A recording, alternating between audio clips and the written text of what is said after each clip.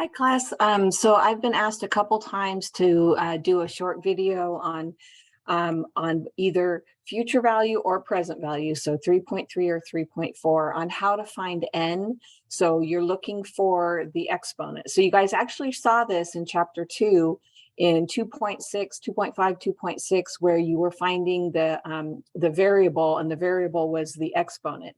So you were taking the logs of both sides to bring that variable down. So I'm going to walk through one to show you the step-by-step process that you're going to do. So let me share my screen.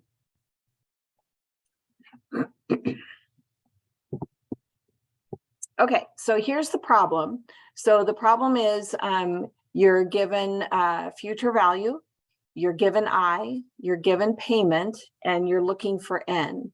So I already put the answer there so that you can see that's where we're heading towards. So remember, with future value, let me get my pen here.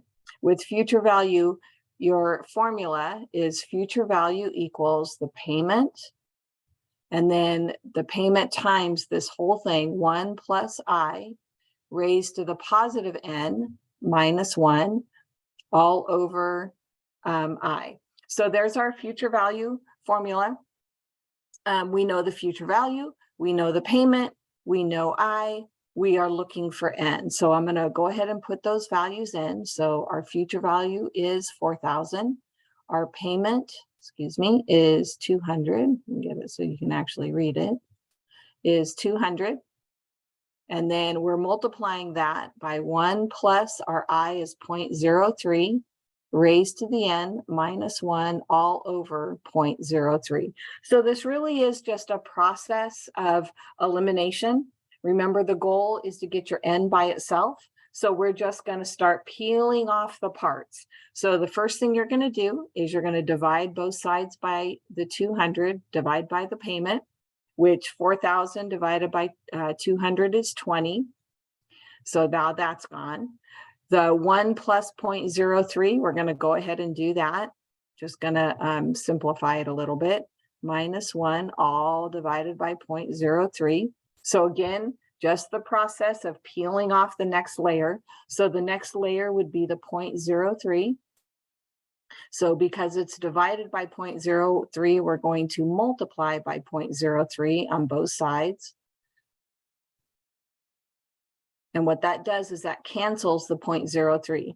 So when I do 20 times 0.03, I get 0.6. And then again, what's left?